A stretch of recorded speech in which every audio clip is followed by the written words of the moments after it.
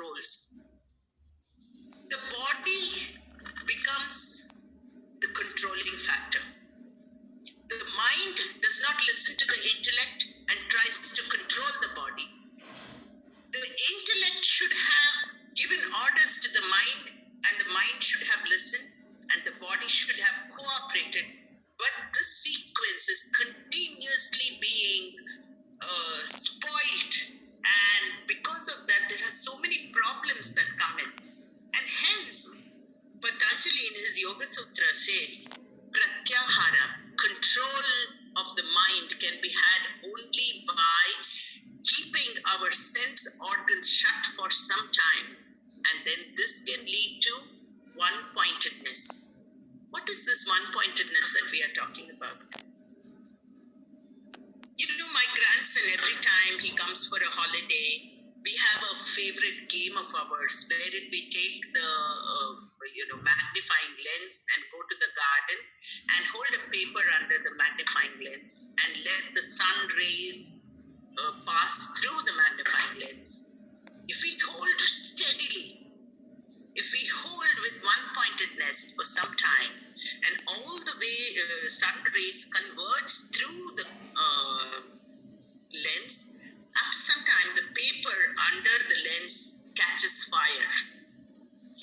This is exactly what happens. There is a sun within us. The Atman is like a sun. It is the power that is there within us. When we are one-pointed in our mind and intellect, we can build up a fire of resplendence that is there in each one of us.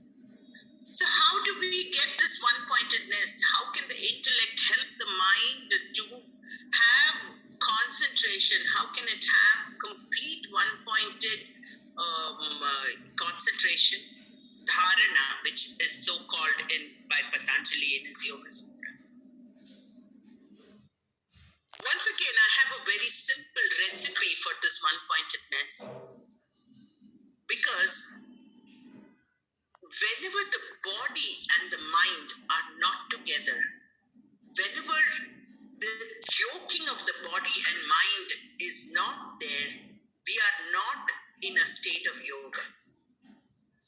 So continuously our mind should be where our body is. When we are cooking, our mind should be on cooking. When we are driving, our mind should be on driving. When we are reading, our mind should be on reading. But most often what happens is we are doing something but thinking of something else. Whenever this happens, there cannot be dharana, there cannot be concentration, there cannot be a mental state of yoga wherein the best of us can come up. It's simple for all of us to see that whenever our mind is thinking of something else, the work that we do is not good. Even a simple thing like a rasam, which we make every day.